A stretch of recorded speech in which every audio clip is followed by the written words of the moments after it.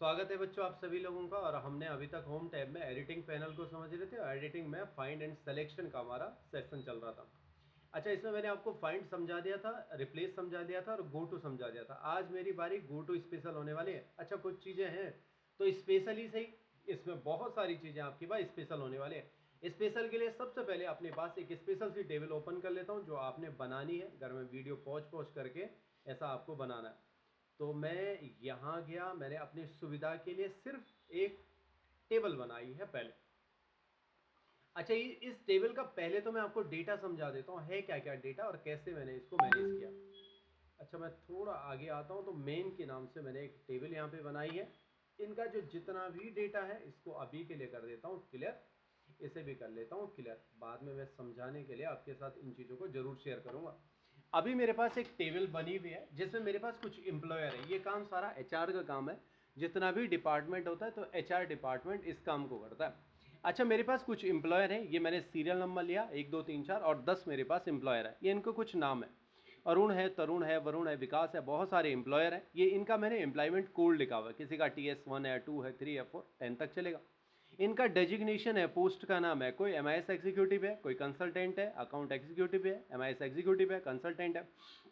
ऐसे क्रम में एक खाली भी छोड़ रखा और ये आपका मैनेजर है। ये इनकी मैंने कुछ बेसिक सैलरी यहाँ पे इंडिकेट करी, 15,000, 15,000, 12,000, मैनेजर है तो 75,000। अच्छा, इतना सेक्शन मेरे पास अभी के लिए नहीं है, अब ये मुझे बनाना है। सबसे पहले मैंने कहा देखो जी, मैं मेरे जितने भी एम्प्लॉयर हैं उन्हें मैं दिवाली के लिए एक बोनस देना चाहता हूँ 20% का। जिसकी भी जितनी सैलरी होगी उसकी सैलरी का मैं 20% इसे एक्स्ट्रा दूंगा दीपावली में। बोनस देना चाहता हूं, निकालूंगा कैसे?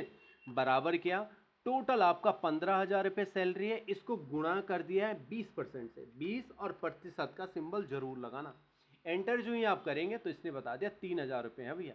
अब नीचे ड्रैग कर लो या डबल क्लिक कर लो, सब का निकल गया, इन्हें इतना इतना पैसा देना। तो 15,000 का 20% 3,000 रुपये, 15,000 का 20, 12,000 का 2,400 रुपये, ऐसे 75,000 का 15,000 रुपये होता है। तो इतना पैसा हम इन्हें एक्स्ट्रा देने वाले हैं कंपनी में, ये बोनस निकल गया 20%। अब देखो मैंने कहा यार यहाँ पे एक काम और करना है कि MIS एग्जीक्यूटिव वाले बहुत ज़्यादा काम करते हैं, एक यहाँ पे है, दूसरा यहाँ पे है, तीसरा यहाँ पे, बहुत सारा काम करते हैं, इनकी तनख्वाह बढ़ाऊंगा मैं। अच्छा, किन किन की बढ़ानी है, मुझे ट्रू और फॉल्स में जवाब दो। तो इसने कहा इसके लिए आपको एक फॉर्मूला लगाना पड़ेगा, बराबर AND, एंड का फॉर्मूला लगाया, ये फॉर्मूला लग रहा है एंड का, टैब कर दिया। इसने कहा लॉजिक बताओ, ध्यान से देखना इसमें। इसने क्या कहा, बराबर क्या, एंड का फॉर्मूला लगाया, टैब करके ब्रैकेट लग गए।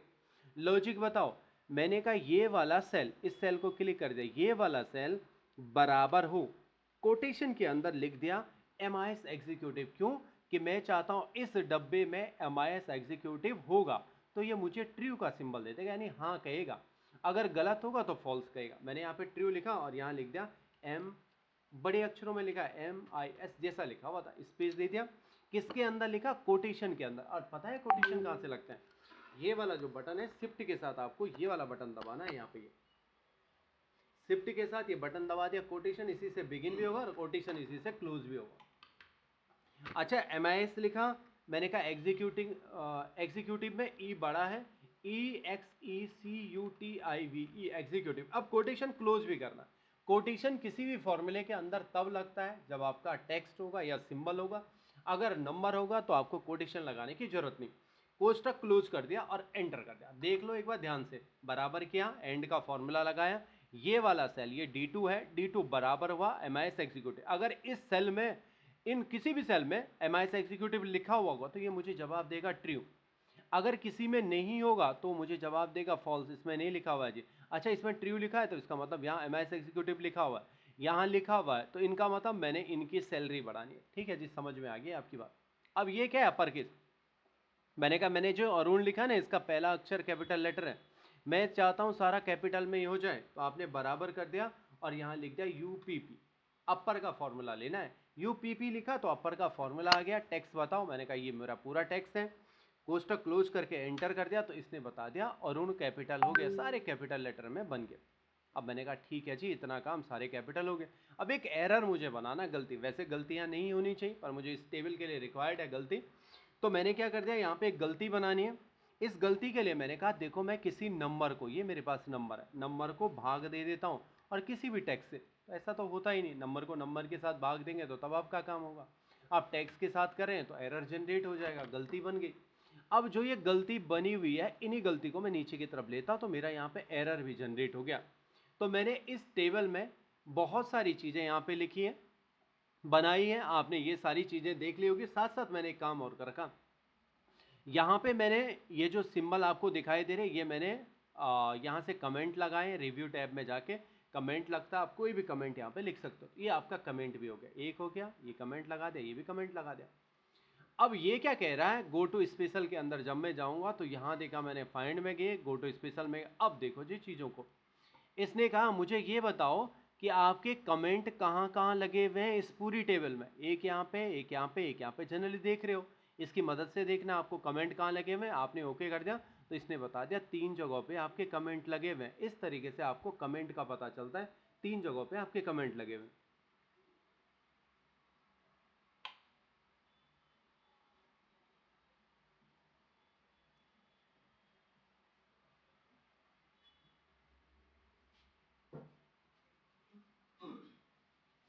तुम्हारे गूगल पे में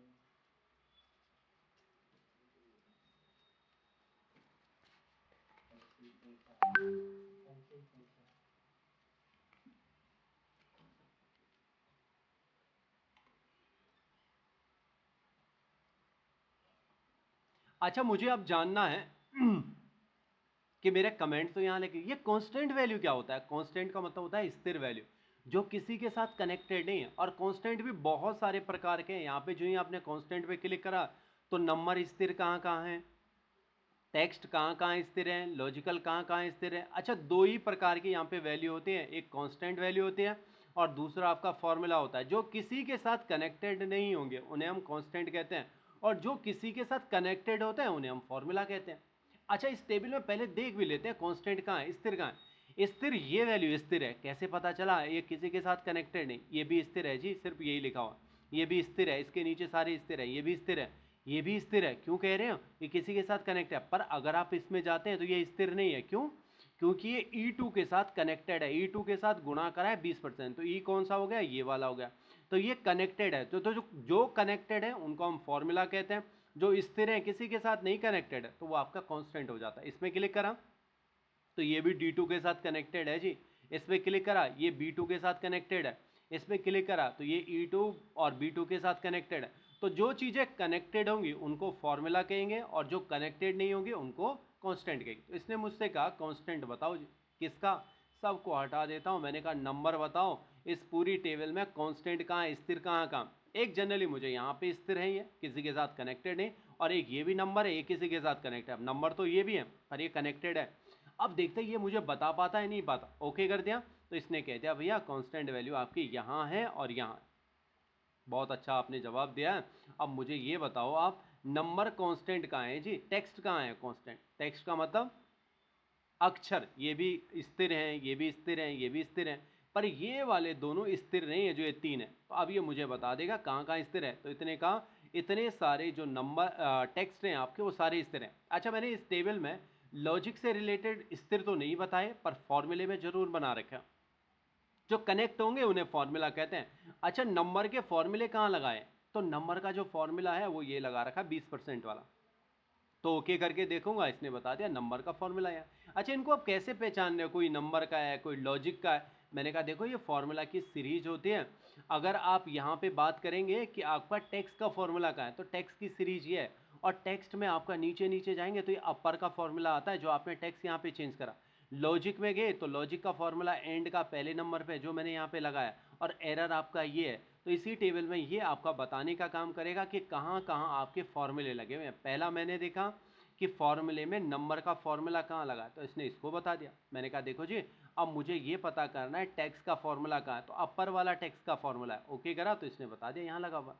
अच्छा, मुझे ये बताओ कि लॉजिक का फॉर्मूला कहाँ लगा हुआ, तो ओके कर दिया, सारे सेक्शन हटा दिए, लॉजिक का फॉर्मूला कहाँ लगा, ओके करा तो इसने कहा लॉजिक यहाँ लगा हुआ। अब इसके बाद मैंने कहा चलो ठीक है, लॉजिक तो हो गया।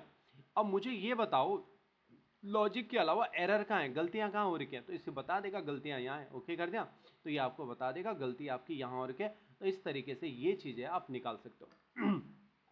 तो ये चीज़ होगी आपकी यहाँ पे इस तरीके से ये बनाने के लिए। अब आता है ब्लैंक, तो मैंने यहाँ पे तभी जानबूझ के खाली छोड़ रखा, मैं इस पूरी टेबल को सिलेक्ट करता हूँ। वैसे ब्लैंक बहुत हैं पर सेलेक्ट इसलिए क्या है, इस रेंज में बताओ कि आपका खाली कहाँ पे है। तो आपने ब्लैंक को ओके कर दिया तो इसने बता दिया ये है जी आपका खाली, तुरंत लेके चलेगा ये खाली है। अच्छा, अब मुझे रीजन समझने और एरे समझना है। इन दोनों में अगर आप यहाँ पे जाते हैं तो करंट रीजन और करंट एरे है। पहले रीजन को देख लेते हैं और फिर एरे को समझेंगे। टेबल बनाता हूँ, इस मैंने ऐसा कोई डेटा यहाँ पे बनाया। अब ऊपर से मैंने कहा इतने एरिया को छोड़ दो जी, अब इतना बना दो, और इसमें क्या कर दिया, थोड़ा डेटा यहाँ तक ले लिया, और फिर नीचे नीचे कुछ डेटा ऐसा बना लिया।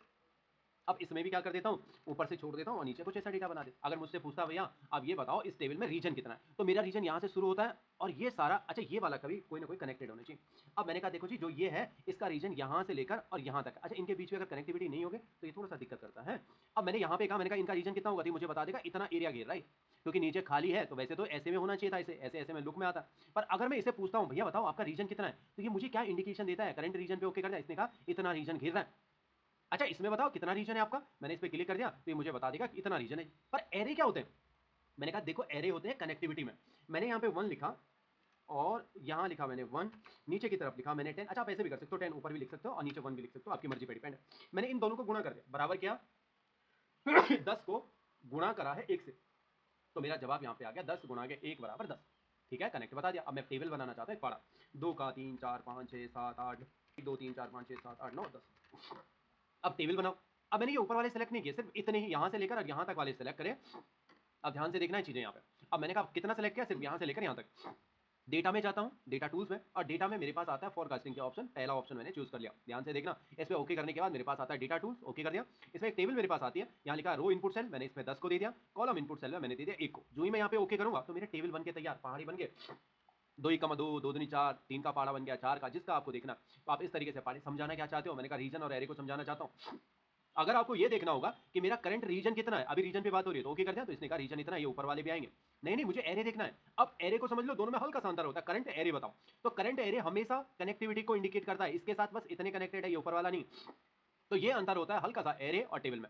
अच्छा कभी कभी क्या हो जाता है, कोई ऑब्जेक्ट बना लेते हैं, ऑब्जेक्ट कहते हैं इन शेप्स को, यानी आपने कोई भी ड्राइंग यहाँ पे बना रही है, एक बना रही है, दूसरा इसी की कॉपी कर दिया, तीसरा बन गया, चौथा बन गया, पांचवा बन गया, ऐसे बहुत सारे बने हुए। आपने कहा सेलेक्ट करो सर सबको, तो आप ऐसे सेलेक्ट करेंगे, कंट्रोल बटन दबाएंगे, फिर दूसरे पे क्लिक करेंगे, फिर इस पे क्लिक करेंगे, ऐसे क्लिक करेंगे, ऐसे में तो बहुत सारा टाइम लग जाएगा। एक साथ सेलेक्ट करो तो इसने कहा ठीक है आप यहीं चले जाओ, और यहाँ के बाद गो टू स्पेशल आता है, ऑब्जेक्ट पे क्लिक करेंगे तो सारे एक साथ आप कनेक्ट करेंगे, तो सारे एक साथ सेलेक्ट हो जाएंगे। चाहे आप एक साथ छोटा कर लो, एक साथ बड़ा कर लो, एक साथ मूवमेंट करना है तो एक साथ कर लो, एक साथ डिलीट करना है तो एक साथ डिलीट भी कर लो। तो पहली बात तो आपका टाइम इस टेबल पे लगेगा, ये टेबल आपको बनानी ही बनानी है, तब जाके आप चीजें सीखेंगे। दूसरी ये वाली टेबल बनानी है और तीसरी ये बनानी है। तो मैं आगे नहीं ले जाऊंगा, आगे बहुत सारी टेबलें हैं, कंफ्यूजन क्रिएट हो जाएगा। तो ये था वीडियो का अंत। आप लोगों का बहुत बहुत धन्यवाद।